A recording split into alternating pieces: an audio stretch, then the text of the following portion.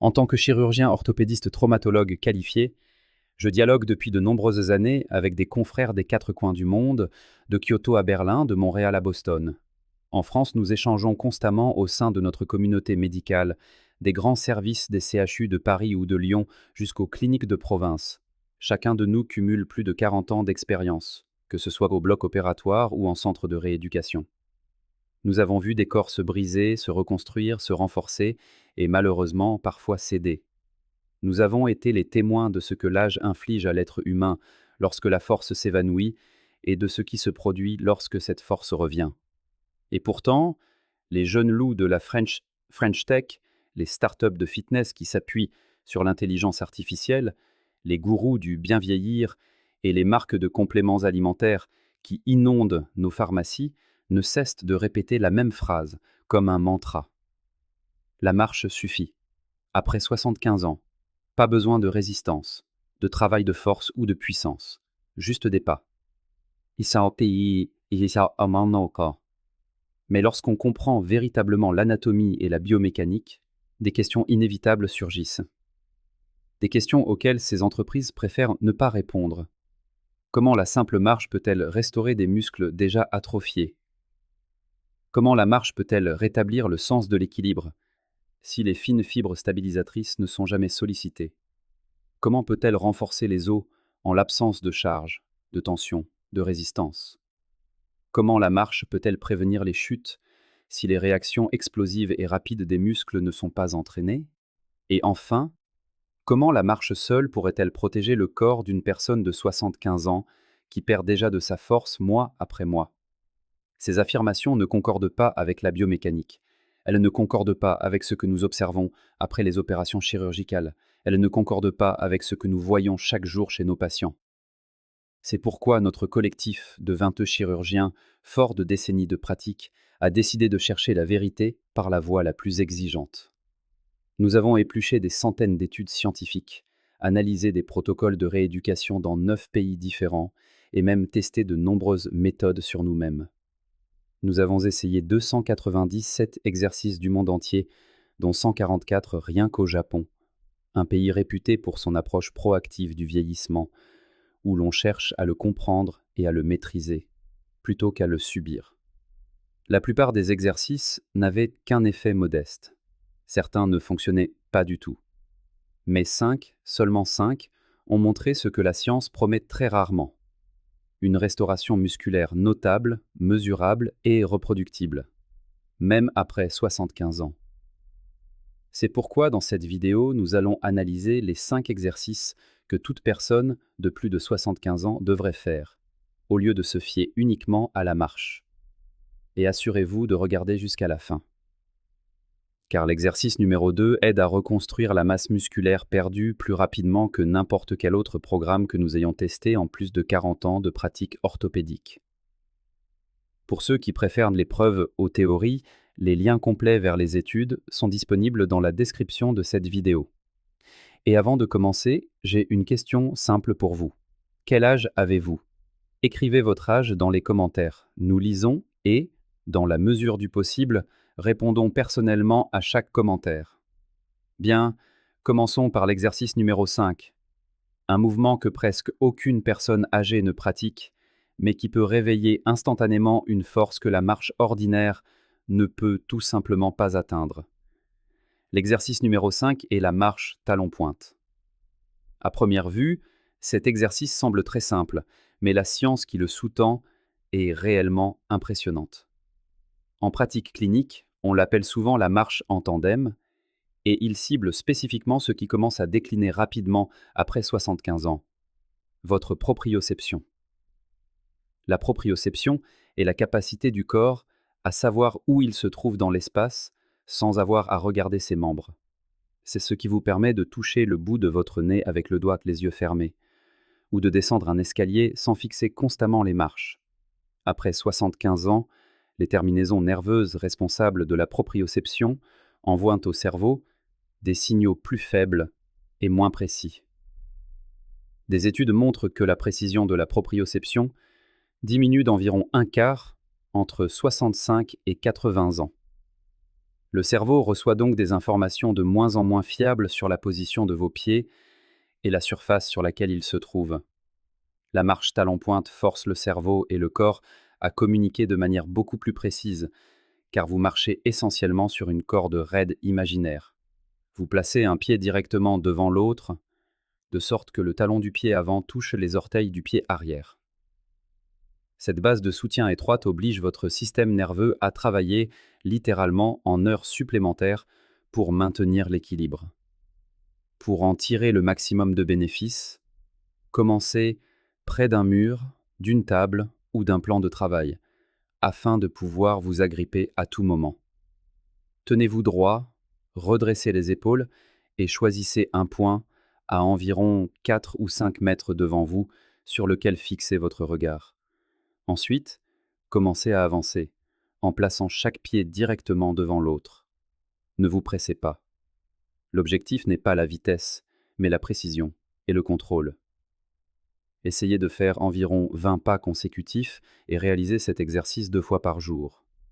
Des études montrent que les personnes âgées qui ont pratiqué régulièrement cette marche pendant seulement 8 semaines ont amélioré leurs indicateurs d'équilibre dynamique de près de 20%.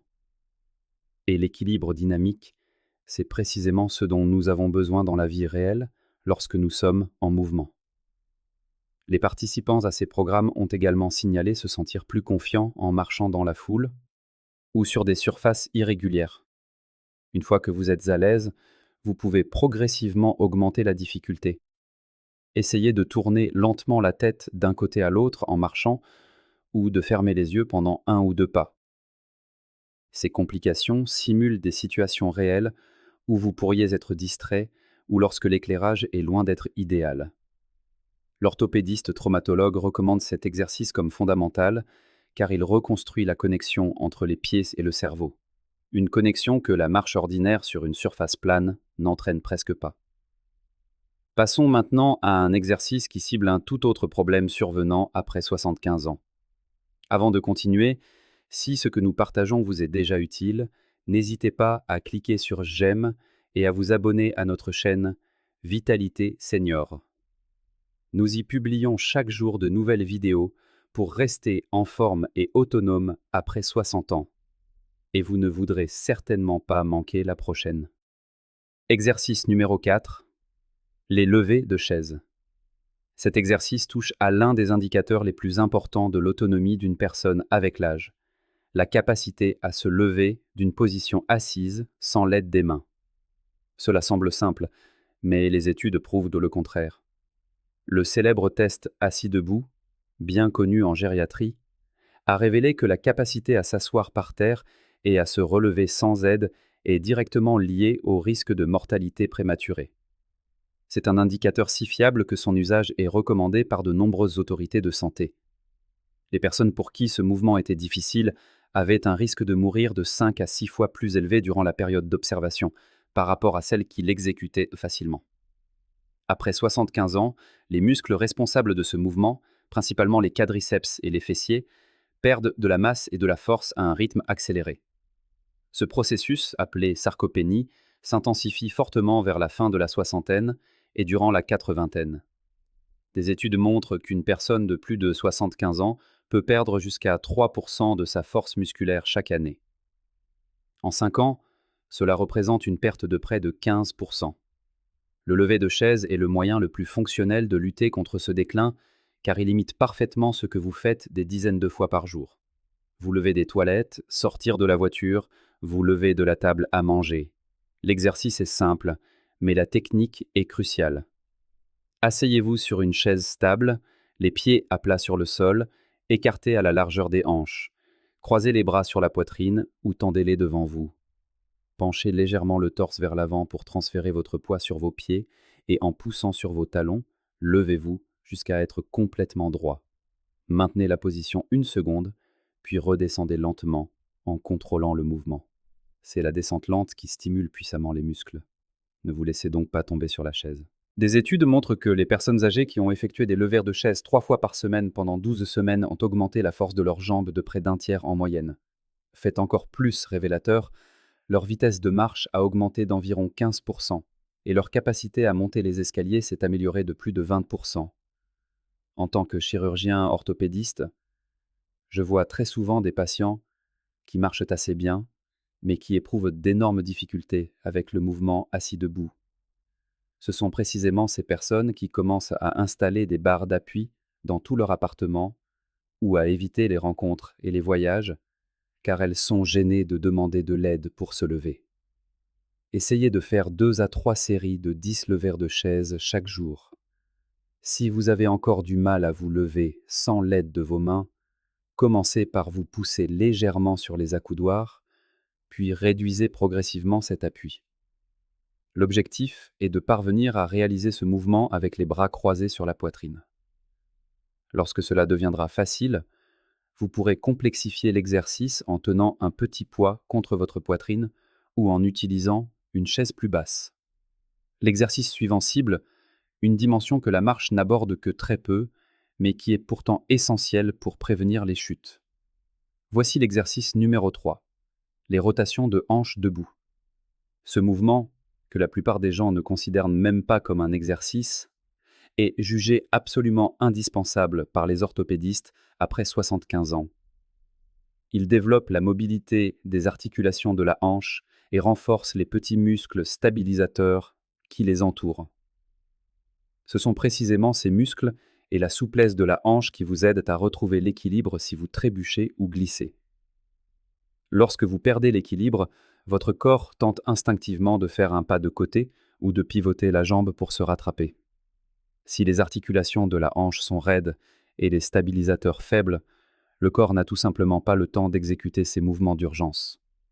Des études montrent que la mobilité de la hanche diminue en moyenne de 20% entre 65 et 80 ans, ce qui est directement lié à une augmentation du risque de chute. D'autres travaux ont révélé que la faiblesse des muscles abducteurs de la hanche, ceux qui écartent la jambe sur le côté, est le plus grand facteur prédictif de chute chez les personnes de plus de 70 ans, encore plus significatif que la force générale des jambes ou les résultats des tests d'équilibre classiques. Les rotations de hanches debout répondent à ces deux défis simultanément. Vous faites travailler l'articulation sur une grande amplitude de mouvement tout en forçant les muscles stabilisateurs à s'activer pour maintenir votre corps en équilibre sur une seule jambe. Pour le réaliser, placez-vous de profil par rapport à un mur ou au dossier d'une chaise, en vous y appuyant légèrement d'une main pour garder l'équilibre. Levez la jambe libre en pliant le genou, de sorte qu'il se trouve à peu près devant votre poitrine. Ensuite, écartez lentement le genou sur le côté, puis vers l'arrière, avant de revenir à la position de départ. En somme, vous dessinez un grand cercle avec votre genou, tandis que votre jambe d'appui reste aussi stable que possible. Faites 5 cercles dans un sens, puis 5 dans l'autre. Changez ensuite de jambe. Il est crucial d'essayer de faire le cercle le plus grand que votre mobilité le permet, mais sans douleur, et de bouger lentement, en pleine conscience. Si vous le faites brusquement et à la hâte, l'exercice perd tout son sens.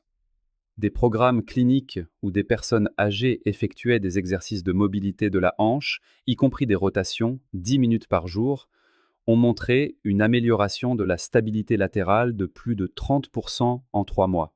La stabilité latérale est cette capacité à rester debout lorsqu'on vous pousse ou vous tire sur le côté.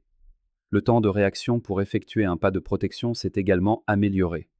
Un chirurgien orthopédiste souligne que c'est l'articulation de la hanche qui devient souvent le maillon faible après 75 ans. Les gens se plaignent des genoux ou du dos, mais c'est bien la hanche qui assure le mouvement dans différentes directions et la capacité de s'adapter rapidement si quelque chose ne va pas. La marche ne sollicite la hanche que d'avant en arrière et sur une amplitude relativement faible. Elle n'entretient pas la pleine mobilité de l'articulation ni ne renforce les stabilisateurs clés.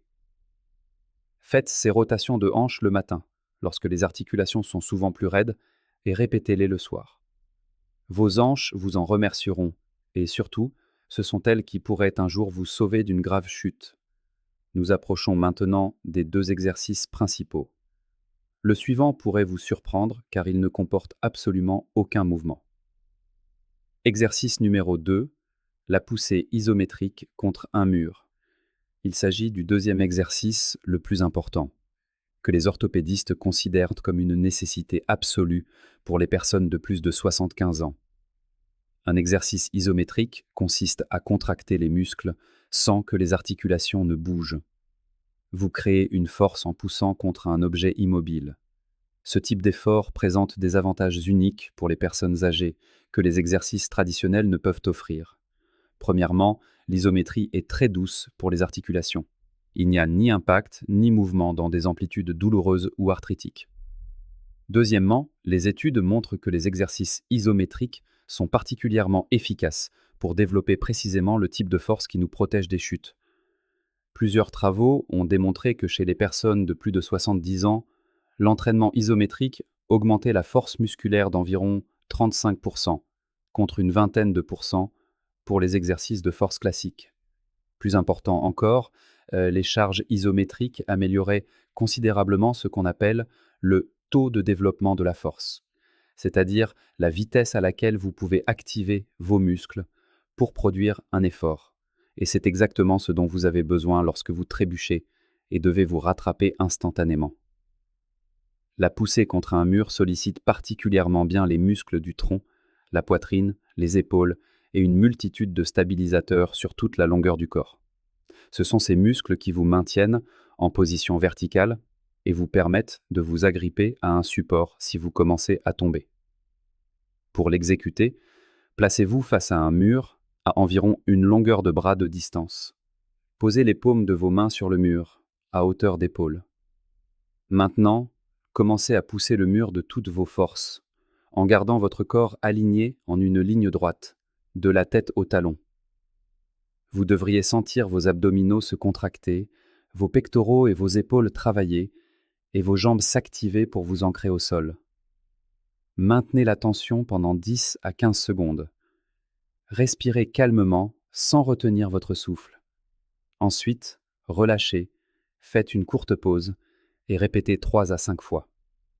La beauté de cet exercice est que vous pouvez ajuster la difficulté instantanément. Pour plus de difficulté, poussez plus fort. Pour plus de facilité, réduisez l'effort. Dans certaines études, les personnes âgées qui effectuaient de courts exercices isométriques quelques minutes par semaine seulement ont montré des améliorations non seulement de leur force et de leur stabilité, mais aussi de leur tension artérielle et de leur densité osseuse. Elles ont également rapporté se sentir plus confiantes dans leurs activités quotidiennes. Marcher, porter des sacs, monter les escaliers. L'orthopédiste insiste sur le fait que cet exercice engage toute la chaîne musculaire, des paumes des mains jusqu'aux pieds, en passant par les bras, les épaules et le tronc. Il apprend à ses muscles à travailler en synergie, comme un système unifié. C'est précisément ce qui se passe lorsque vous devez vous retenir de tomber ou vous appuyer sur quelque chose avec une force maximale. Des variantes de cet exercice peuvent être réalisées en poussant contre un plan de travail ou même en position assise en appuyant les mains sur le bord d'une table. L'essentiel est de travailler de toutes ses forces contre un support immobile pendant 10 à 15 secondes. Et nous voici arrivés à l'exercice numéro 1, celui qui, selon les recherches, est plus important que tout autre pour la prévention des chutes et la préservation de l'autonomie après 75 ans. Exercice numéro 1. La posture sur une jambe. L'exercice le plus crucial pour toute personne de plus de 75 ans est la posture sur une jambe. Et les données scientifiques sur ce simple mouvement sont véritablement stupéfiantes. Lorsque les orthopédistes parlent de l'exercice le plus sous-estimé pour les seniors, c'est bien de celui-ci qu'il s'agit. Se tenir sur une jambe peut sembler trop simple pour être significatif. Mais la science dit tout le contraire. Une vaste étude qui a suivi plus de 1500 personnes de plus de 70 ans pendant une décennie, a proposé aux participants un test simple au début. Tenir sur une jambe pendant 10 secondes. Ceux qui n'ont pas réussi ce test présentaient un risque de mortalité, toutes causes confondues, nettement plus élevé pendant la période d'observation. Plus important encore, l'incapacité à tenir sur une jambe était associée à une multiplication par 3 du risque de chute grave. D'autres études ont montré que le simple fait de s'entraîner à la posture sur une jambe pouvait réduire le risque de chute de près de 40 à 45% chez les personnes de plus de 75 ans. Aucune autre intervention isolée n'a produit un tel effet. La raison est que la posture sur une jambe intègre tout simultanément. L'équilibre, la proprioception, la stabilité de la hanche, l'activation des muscles du tronc et la force de la cheville. Tout cela doit fonctionner en parfaite harmonie lorsque vous êtes sur une seule jambe. Et c'est exactement ce qui se passe pendant la marche. Chaque pas est une courte phase où vous êtes en appui sur une seule jambe pendant que l'autre avance. La plupart des gens ne réalisent même pas que la marche est une série de brèves postures sur une seule jambe. Plus chaque jambe est forte et stable individuellement, plus votre marche sera sûre. Pour exécuter correctement la posture, placez-vous à côté d'un mur ou d'une chaise stable. Soulevez un pied à seulement quelques centimètres du sol. Il n'est pas nécessaire de le lever très haut. Concentrez-vous sur la stabilité de votre jambe d'appui. La hanche, le genou et la cheville doivent rester alignés sans que votre corps ne bascule trop sur le côté. Essayez de tenir 30 secondes sur chaque jambe.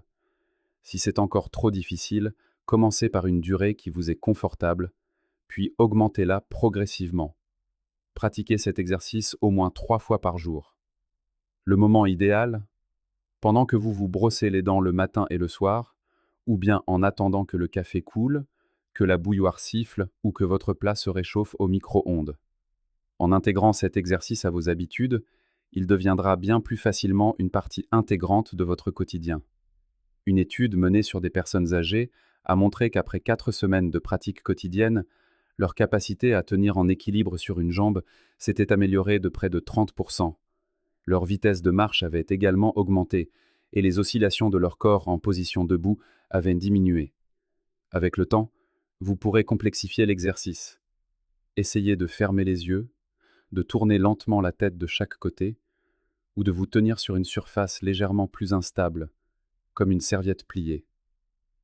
Chacune de ces variations sollicite différemment votre système d'équilibre et continue de renforcer les connexions neuronales qui vous protègent des chutes.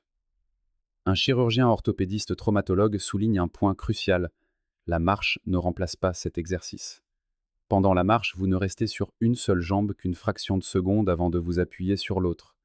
C'est un temps bien trop court pour réellement entraîner votre stabilité. En revanche, lorsque vous tenez la position 30 secondes ou plus, votre système nerveux a le temps d'activer pleinement tous les muscles stabilisateurs et de développer une endurance qui vous protégera tout au long de la journée. Nous voyons des patients capables de marcher plusieurs kilomètres, mais incapables de tenir sur une jambe plus de 5 secondes. Ce sont précisément ces personnes qui, le plus souvent, chutent et se fracturent le col du fémur en voulant attraper un objet sur une étagère haute ou en franchissant un seuil de porte. Leur endurance à la marche ne se traduit pas par la stabilité et l'équilibre dont ils ont réellement besoin. La posture sur une jambe est l'exercice numéro 1, car il vient combler précisément la lacune que la marche seule laisse derrière elle. Cet exercice fait partie d'une série de 5 mouvements que les orthopédistes considèrent comme essentiels pour toute personne de plus de 75 ans souhaitant préserver son autonomie et éviter ces chutes graves après lesquelles beaucoup connaissent un déclin brutal de leur santé et de leur qualité de vie. La marche est une activité formidable et il est essentiel de continuer à bouger. Mais, comme le montrent clairement les études et la pratique, marcher ne suffit pas. Votre proprioception, votre capacité à vous lever facilement d'une chaise, la mobilité de vos hanches, la force de votre sangle abdominale et votre équilibre sur une jambe, tout cela nécessite une attention spécifique et ciblée. La marche ordinaire ne permet pas de travailler ces aspects. La bonne nouvelle, c'est que l'ensemble de ces 5 exercices prend moins de 15 minutes par jour. Pas besoin d'abonnement à une salle de sport, ni d'équipement spécial. Nul besoin non plus d'être en excellente condition physique pour commencer. Chacun de ces mouvements peut être adapté à votre niveau actuel. Commencez par l'exercice qui vous semble le plus accessible et intégrez progressivement les autres. Notre orthopédiste traumatologue l'affirme, même en ne faisant que l'exercice numéro 1, la posture sur une jambe, 3 fois par jour. Vous aurez déjà une longueur d'avance sur la plupart des gens de votre âge. Votre vous du futur vous remerciera pour chaque minute investie dans ces mouvements aujourd'hui. Votre corps est votre plus précieux capital santé. Prenez-en soin. Et maintenant, c'est à vous de nous le dire. Lequel de ces 5 exercices êtes-vous prêt à commencer dès aujourd'hui? Et quelle a été votre plus grande difficulté ces dernières années? L'activité physique, l'équilibre, la confiance en votre propre corps? Partagez votre expérience et vos réflexions dans les commentaires sous cette vidéo. Vos témoignages sont précieux pour nous. Merci d'avoir été avec nous.